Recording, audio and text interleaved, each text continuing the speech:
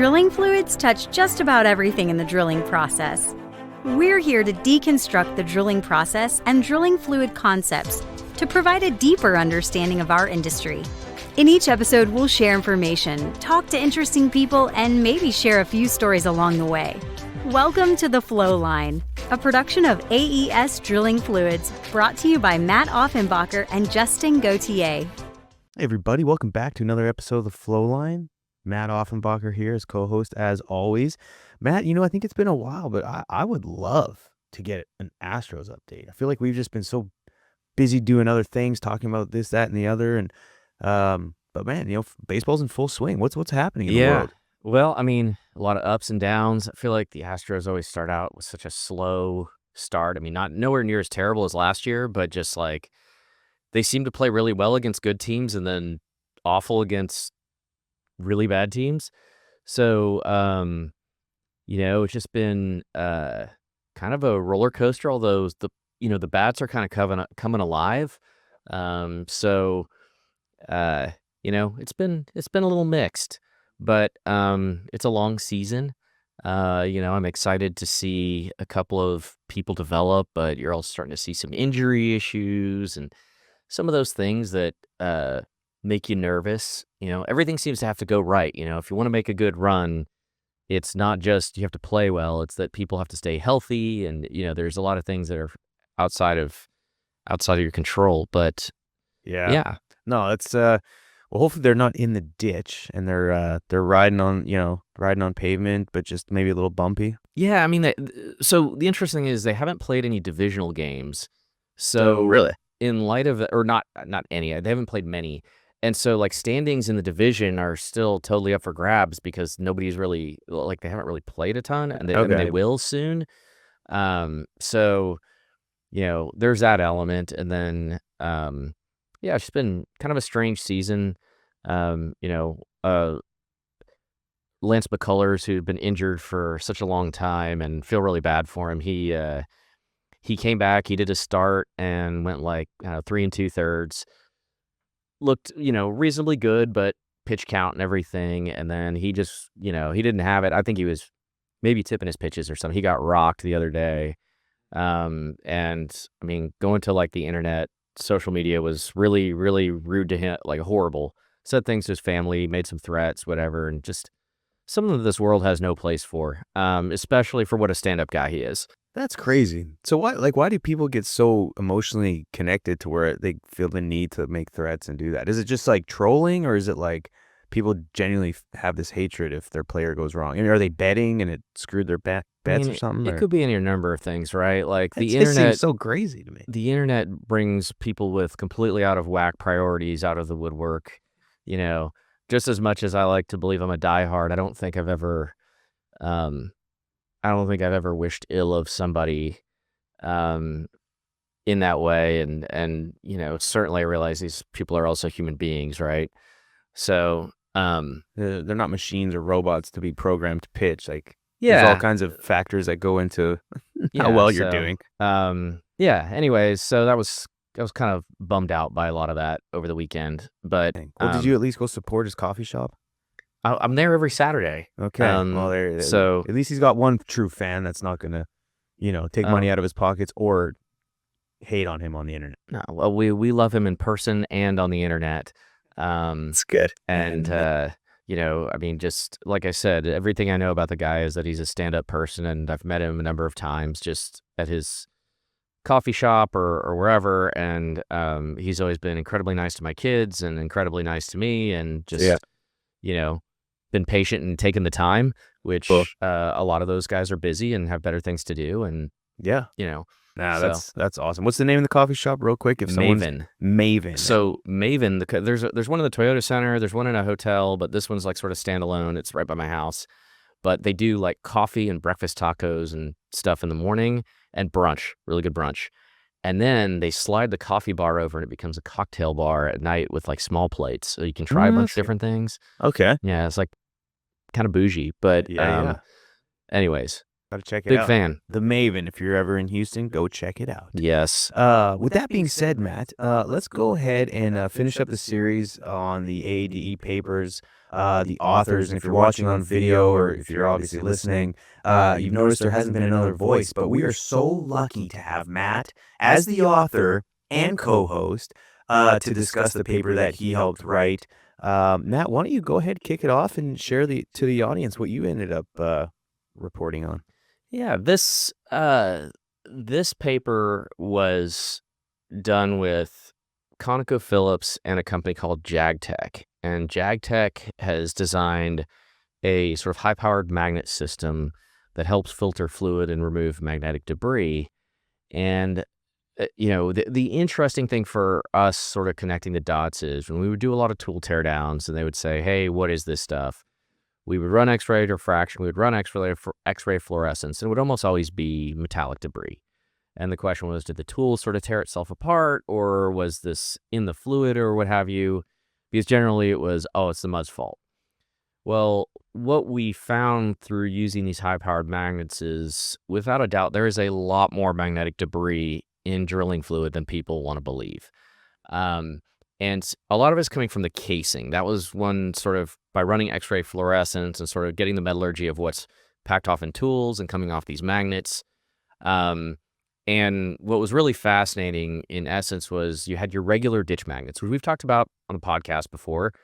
And then downstream of that, you would have this high-powered magnet box thing, and it was still pulling like 100 pounds of debris a day.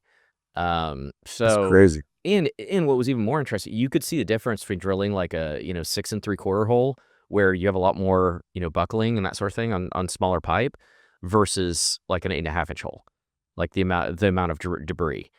And so just the effects on tool life and that kind of thing. It was like, gee, if this can save you one trip, it's probably paid for itself. Yeah. So I mean that's sort of the crux of it was, I mean the awkward thing for us has been that we advocate for these things. I'm surprised directional companies aren't more outspoken, frankly. So, it's interesting you say that. Actually, sort of some backstory on JagTech. One of my a good buddy connected to me with them, and they were looking, because they're a Norwegian company, and they're looking to sort of figure out how to get into the U.S. land market. And so I just hopped on a call and chatted, and the first thing I talked about was like, hey, reach out to the directional companies, because they were, trying to figure out how to penetrate the market. And so I suggested that, or drilling contractors and stuff like that. And, they've done a good job of building relationships with folks and getting it, on rigs like ours. But yeah, like to your point, it was part of the sort of thought was like, if I was a directional company, I'd jump all over this kind of stuff. And, so anyway, and who knows, maybe they are talking to some folks, but, nonetheless, it's surprising. Even just sort of the old school magnets that you'd throw in the possum belly, they collect a decent amount of debris, but the amount this stuff collects is crazy. And so, Matt, I'm curious, like, is this something that is and I, we don't, not a lot of times, have visibility on how much of this is being deployed, but do you think that it's something that is going to continue to evolve, or do you think that we're kind of at a point of like, okay, this is a problem that we've solved, or as an industry, now hopefully we shouldn't have to worry about metal debris? Like, where do you think we are in that sort of evolution of cleaning up the fluid on surface like that? I mean, the answer is I don't know, just because it's sort of frustrating. Like, their high-powered magnet systems are not new. And I would think, offshore this was an easy one, right? The relatively low cost.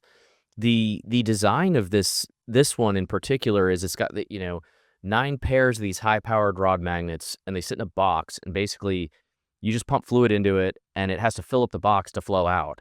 So all the fluid has to pass by. They've got some angle iron in there to like create some eddies and divert flow, so you get a ton of exposure. Right.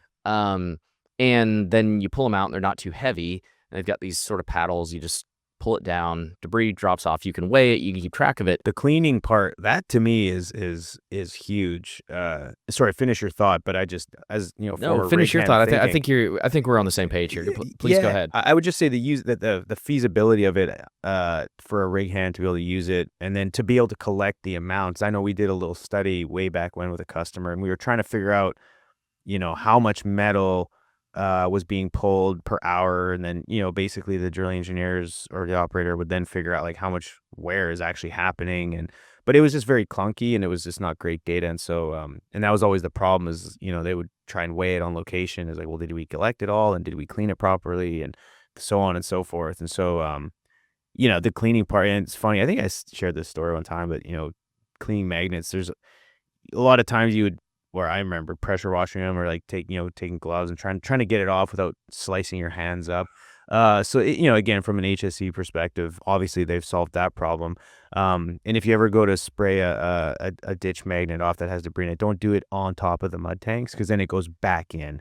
I've experienced that before, but nonetheless, anyway, just wanted to touch on the sort of the cleaning and the collection piece, because if you can collect it, weigh it, and figure out how much debris is there, it gives you a much better idea of where the wear is, where it's coming from, and ultimately how much your casing is, or pipe, or whatever it is that you're measuring. Yeah, and I mean, it's interesting. There's literature out there showing you can have 3-5% casing wear. When people are bothered to run like a 64 arm caliber, it's a lot of metal, and especially on land where if we don't lose mud for a while, that mud just goes back and forth. So you have this opportunity for all that debris to accumulate, and then add that to just magnetic tools downhole. Think of like, I mean, we had one particular episode where we kind of got into it about a directional company making a bunch of claims about our mud, and a lot of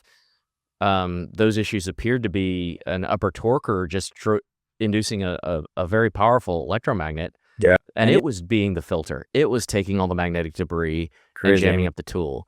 And, MWD signals, if you want to do certain logs, like a dedicated NMR run, normally you do a magnet run, but here you could, just filter out the fluid. Yeah. And so keeping it clean is sort of good for everyone, but it is shocking how much stuff you leave behind. And not only that, but, this stuff's abrasive. Granted, it's a lot finer particles. Your ditch magnets will get the big stuff. This is picking up real fine stuff. It looks like a sludge, but, there's a lot more to be taken out. And I would say that in general, like, none of it's good. So I think the gist of the paper was just, one, the surprise at how much was actually retrieved. Two was just the principles of design to have something that you could basically sit on a rig, bolt together in less than an hour, and start cleaning up fluid. And then three, some of the lessons learned, like how often you should clean it to make sure that you get maximum recovery, and some of those kinds of things. And ultimately, I would hope that folks would consider something like this for any of their wells, because it's dumb iron. There's no parts to break or anything like that. And the potential savings from protecting a tool or, that kind of thing could be big. It's low cost, potentially high reward. Yeah. Have you seen, or has anyone shared data showing, since using the magnets, they've seen an X% reduction in tool failures, or is there any like really good data out there, public? Nothing public. I will say some of the stuff is kind of noisy, but that's the thing. So from a quantitative data available to be published, nobody seems to be that enthused to share. Although we have had some interesting discussions where people are saying, hey, I think I see something here, which is not hard data. It could be just, I'm looking for reasons because now I've got this thing, some sort of confirmation bias. Yeah. But I think if you run an RSS, like hands down, just put it there, because the cost of one RSS tool failure. Right. And think about it, the longer we drill, the more rotating hours we have. So you want to drill your 4-miler. You're not going to do it on a motor probably because of weight on bit and, sliding issues and that kind of thing. So, I mean, it makes sense. Get these suckers out there or something like it, and make sure you got clean fluid. Right. Awesome. Well, again, big shout out to ConocoPhillips, JagTech. Matt, you and your team obviously putting time in to get this thing published. Where can folks find the paper if they are interested in reading the full paper? So the AADE website is the best place to look. However, I'm going to admit I should have checked to make sure it's actually up, because sometimes there's a bit of a lag between the conference. So worst case scenario, just reach out to us on LinkedIn. We'll send it to you. AADE is great about sort of sharing and everything, where they prefer you pull it from their website, but we can share it on our website. We can we can share it on LinkedIn. So very easy to get if you ask. Perfect. Well, you know where to find us. As Matt said, check us out on LinkedIn. Make sure to visit the AES Fluids page. Lots of great content and information being put out there. We actually just did one last week, and by the time this airs, there might be another one, but we released some really neat videos, which again, I'm a hype guy. I love it. The marketing piece, videos, content. Matt, could you share kind of the idea on these short videos that the first one got released last week? Yeah, so I think we wanted to update sort of our tagline. When we try and explain what we do, as much as it's, great products, great technology, at the end of the day, it's about using our drilling fluid technology and solutions to make the customer more efficient, right? And you see that in all their earnings reports, operational efficiency, capital efficiency. And so we thought, okay, let's make our tagline fluid-driven efficiency. Yeah. With the idea that fluids can influence that. And so we thought, from kicking it off, it would be cool to have videos that sort of illustrate that through different employees and different roles in the company, that goes beyond just like, hey, we write a good mud program or what have you. And so it certainly wasn't exhaustive. We picked 6 different areas. We may do some more later, but just little 1-minute videos showing, the most recent one, in the lab. But there will be others coming, and so we hope you enjoy them as much as I think the team enjoyed making them and sort of going through the process. But I think hopefully it reminds our customers of the value we bring, and also kind of reminds our people what they bring to the table. Absolutely. No, I think that was such a great initiative. And so, be sure to check them out. You can find the first one on LinkedIn, obviously YouTube as well, I'm sure on our YouTube channel. And for all the folks out there that continue to listen, appreciate all the support. If you have any ideas for a show, reach out to us on LinkedIn, or you can hit us up at the Flowline podcast at aesfluids.com. Again, lots of the best episodes come from folks asking good questions. So with that being said, everyone, be safe out there. And until next time, cheers. Take care. Thanks for listening. Please tune in next week for another exciting episode of The Flowline. And remember, may your returns always be full and your trips always smooth. Views expressed in this program belong to participants and not their employees. The program is for informational purposes only and cannot take the place of seeking professional advice. Copyright AES Drilling Fluids.